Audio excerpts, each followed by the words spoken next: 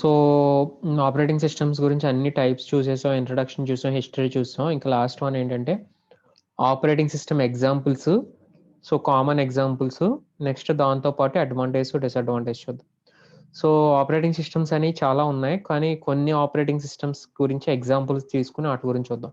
So first one ఏంటంటే Unix operating system అనేది అప్పుల్లో చాలా ఫస్ట్ దీన్ని బేస్ చేసుకునే చాలా మంది యూనిక్స్ ఆపరేటింగ్ సిస్టమ్ ఇది ఓపెన్ సోర్స్ అనమాట. దీన్ని బేస్ చేసుకుని చాలా మంది ఆపరేటింగ్ సిస్టమ్స్ ని డెవలప్ చేశారనమాట. So it is initially return in assembly language. So assembly language అంటే ఏంటి? Computer understandable language.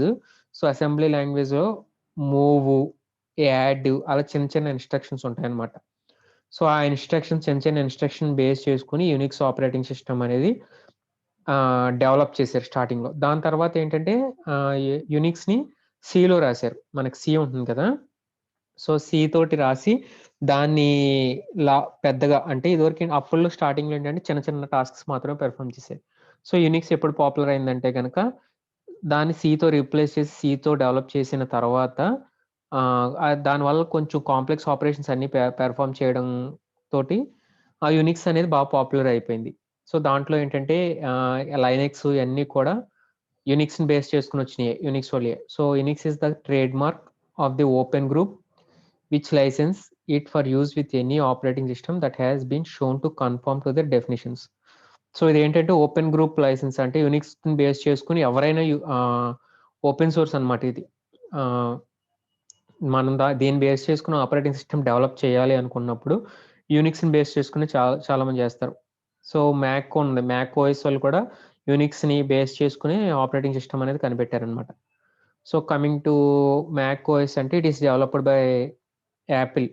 మనకు తెలిసిందే కదా, మ్యాక్ ఓఎస్ అంటే it is developed by Apple and available in all Mac computers, Macintosh అంటారు వాటిని. So it is formerly called, ఫస్ట్లో ఇదివరకు ఏమనేవారు అంటే మ్యాక్ ఓఎస్ ఎక్స్ అనేవారు.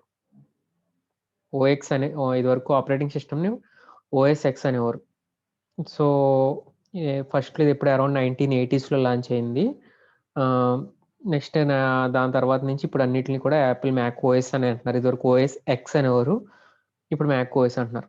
సో లైనిక్స్ అనేది కూడా బాగా ఎక్కువ వాడతారు. లైనిక్స్ అనేది యూనిక్స్ లాంటిదే, సేమ్ అక్కడి నుంచి డెవలప్ వచ్చిందే, యూనిక్స్ని బేస్ చేసుకుని వచ్చిందే, కానీ యూనిక్స్ కోడ్ ఏమి ఉండదు. సో యూనిక్స్ని బేస్ చేసుకుని వచ్చిందే దానిలాగే ఉంటుంది. ఓపెన్ సోర్స్ ఇది కూడా. సో అంటే ఎవరైనా మన నెట్లోంచి డౌన్లోడ్ చేసేసుకుని దాని ఓఎస్ని వేసేసుకోవచ్చు ఎవరైనా. దాని కోడ్ అంతా కూడా అవైలబిలిటీగా ఉంటుంది. ఓపెన్ సోర్స్ అంటే ఏంటంటే దాని సోర్స్ కోడ్ అంటే గనక దాని కోడ్ అంతా అవైలబిలిటీగా ఉంటే గనక దాన్ని ఓపెన్ సోర్స్ అంటారు. సో దాన్ని ఎవరైనా డెవలపర్స్ మాడిఫై చేసుకుని ఎలాగైనా వాడుకోవచ్చు అనమాట. So it has suppressed superseded Unix on many platforms. Linux is commonly used in smartphones and smartwatches. So మనకి స్మార్ట్ వాచెస్ వాటిలో ఈ ఆపరేటింగ్ సిస్టమ్ బేస్ చేసుకుని మనకు వస్తాయి అనమాట. ఈ ఆండ్రాయిడ్ అన్నీ ఉన్నాయి కదా, ఈ ఆపరేటింగ్ సిస్టమ్ బేస్ చేసుకుని అవన్నీ కూడా డెవలప్ అయినాయి అనమాట. సో నెక్స్ట్ ఇంకా పాపులర్ ఆపరేటింగ్ సిస్టమ్ అంటే ఎంఎస్ విండోసే. Microsoft Windows is most popular and widely used operating system. It was designed and developed by Microsoft corporation. So Microsoft వాళ్ళు కనిపెట్టారు.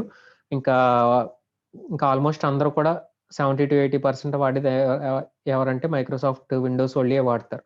ద కరెంట్ వెర్షన్ ఏంటంటే విండోస్ 10.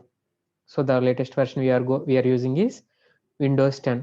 సో ఇది ఎప్పుడంటే 1985 around 1970s-85 అలా start అయింది. 85లో అఫీషియల్గా రిలీజ్ అయింది అనమాట.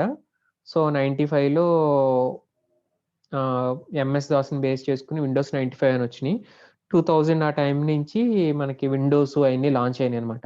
సో ఎంఎస్ దాస్ అంటే తెలుసు కదా, సింగిల్ టాస్క్స్ పెర్ఫామ్ చేసాయి అన్ని ఆ ఆపరేటింగ్ సిస్టమ్స్ అన్ని. సో ఇంకా చాలా ఉన్నాయి, OS2 అని, BEOS అని, నెక్స్ట్ అలా different types of operating systems ఉన్నాయి. కానీ ఆ 5 మేజర్ అనమాట. ఇది పెద్ద ఎక్కువ మార్కెట్ షేర్లోకి మిగతా చేయలేదు. మైక్రోసాఫ్ట్, లైనెక్స్, మనకి మ్యాక్ ఓఎస్, యూనిక్స్ ఇవే బాగా ఎక్కువ పాపులర్ అయినాయి అనమాట. సో ఇదిగోండి examples of operating system with market share. So ఇది ఏంటంటే రెండిట్లకి మొబైల్స్ని మన ల్యాప్‌టాప్ మన పర్సనల్ కంప్యూటర్స్‌తో కలిపి చెప్పింది ఇది. ఉట్టి పర్సనల్ కంప్యూటర్స్ తీసుకుంటే గనుక విండోస్ నియర్లీ 75% దాకా ఉంటుంది. ఉట్టి మనం కంప్యూటర్స్ పరంగా తీసుకుంటే గనుక ఓన్లీ విండోస్ 75% ఉంటుంది. నెక్స్ట్ మ్యాక్ ఓఎస్ మరి ఉంటుంది. ఒక 12%, 13%. సో, ఇంకా కొత్తవి వచ్చేసినాయి. క్రోమ్ ఓఎస్ అని అలా డిఫరెంట్ టైప్స్ ఆఫ్ ఓఎస్ వచ్చినాయి. అంతా తక్కువ మంది వాడతారు. దీని తర్వాత లైనక్స్ ఉంటుంది. ఒక 5% అలాగా. ఇదేంటంటే ఇంక్లూడింగ్ మొబైల్స్. సో, ఉట్టి మొబైల్స్ తీసుకుంటే మళ్ళీ ఆండ్రాయిడ్ 70% ఎంతో ఉంటుంది. సో, ఇంక్లూడింగ్ మొబైల్స్‌ని బేస్ చేసుకొని ఇచ్చిన మార్కెట్ షేర్ అనమాట. Windows 40%, Android 38, iOS 16, Mac OS 4%. IOS అంటే మొబైల్‌లో యూజ్ చేసే ఆపరేటింగ్ సిస్టమ్. మ్యాక్ ఓఎస్ అంటే మన యాపిలోళ్ళ ల్యాప్‌టాప్స్‌లో. Others 2%. So, coming to advantages ఏంటంటే, it allows you to hide the details of hardware. So, మనకు హార్డ్‌వేర్ యొక్క డీటెయిల్స్ ఏమి అవసరం లేదు. దీని మీద ఏమన్నా మనం ప్రోగ్రామ్ రన్ చేయాలి అనుకుంటే గనుక హార్డ్‌వేర్ డీటెయిల్స్ ఏమి అవసరంలా. సో, ఒక అబ్స్ట్రాక్ట్ అనేది క్రియేట్ అవుతుంది. దాన్ని బేస్ చేసుకొని మనం అన్నీ ఎగ్జిక్యూట్ చేసేసుకోవచ్చు. సో, దీని గ్రాఫికల్ యూజర్ ఇంటర్ఫేస్ చాలా బావుంటుంది. మెయిన్ అడ్వాంటేజ్ ఏంటంటే ఆపరేటింగ్ సిస్టమ్‌కి జియూఐ. జియూఐ అంటే గ్రాఫికల్ యూజర్ ఇంటర్ఫేస్. సో, మనకి ఎంత బావుంది ప్రతిదాన్ని జస్ట్ క్లిక్ ఆప్షన్స్ అన్నీ. క్లిక్ చేస్తే అన్నీ ఆటోమేటిక్‌గా జరిగిపోతున్నాయి. సో, దానివల్ల easy to use. So, offers an environment in which user మనం ఒక ఎన్విరాన్మెంట్ ప్రొవైడ్ చేసింది ఆపరేటింగ్ సిస్టమ్. సో, మనం ప్రోగ్రామ్స్‌ని, అప్లికేషన్స్‌ని ఈజీగా ఎగ్జిక్యూట్ చేసుకోగల ఎన్విరాన్మెంట్ అనేది ప్రొవైడ్ చేసింది. So, it is one of the main advantage. So, the operating system must make sure that the computer system convenient to use. So, మనం ఒక computer open చేసామనుకోండి, చాలా ఫ్రీగా వాడుతున్నాం. సో, దానికి పాసిబిలిటీ ఎవరు? ఆపరేటింగ్ సిస్టమే. So, it acts as an intermediate among the applications and the hardware components. So, main డెఫినిషనే ఇది. సో, ఇది one of the main advantage కూడా. It acts as an interface or intermediary between applications and hardware components. So, it provide the computer system resources with easy to use format. Computer resources అంటే ఏంటి? Memory ఉంది, CPU ఉంది. ఆ CPU అన్నిటిని కూడా చాలా ఈజీగా వాడుకోగలగవచ్చు with the help of operating system. So, it acts as an intermediatory between all hardware and software. హార్డ్‌వేర్‌కి, సాఫ్ట్‌వేర్‌కి ఇంటర్మీడియేట్ కింద ఉంటుంది. So, coming to main some of the disadvantages ఏంటంటే ఏదైనా ఓఎస్‌లో ఏదైనా ఎర్రర్ వచ్చిందనుకోండి, చాలా కంటెంట్ అంతా పోతుందనమాట. ఇప్పుడు మనకు ఓఎస్ ఏమన్నా ఫాల్ట్ వచ్చిందనుకోండి, లోపల మీరు సేవ్ చేసుకున్న కంటెంట్ అంతా కూడా గమ్మున పోతుంది. దాన్ని రికవర్ చేసుకోవడం చాలా కష్టం. సో, ఇది మెయిన్ డిసడ్వాంటేజ్. మీరిప్పుడు సి డ్రైవ్‌లో, డి డ్రైవ్‌లో అన్నిట్లో సేవ్ చేసుకుంటారు కదా! సో, ఓఎస్‌లో ఏమైనా ఎర్రర్ వచ్చి స్ట్రక్ అయిపోతే గనుక దాన్ని రికవర్ చేసుకోవడం చాలా కష్టం. సో, ఆపరేటింగ్ సిస్టమ్ సాఫ్ట్‌వేర్ కూడా కొంచెం ఎక్స్‌పెన్సివే. జస్ట్ మనం ఫ్రీగా ఏం దొరకదు. ఆపరేటింగ్ సిస్టమ్ సాఫ్ట్‌వేర్ అనేది మంచిది కొనుక్కోవాలి అనుకుంటే గనక కొంచెం ఎ మై కాస్ట్‌లీయే. దానికి ఎగ్జాంపులే విండోస్. విండోస్ చెప్పాను కదా! మనకు ఫ్రీగా దొరకదు. ఎంతో పెట్టి కొనుక్కొని అప్పుడే వాడుకోవాలి. సో, ఇది పూర్తిగా సెక్యూర్ కాదు. ఎందుకంటే చాలా థ్రెట్స్ అనేవొస్తాయి.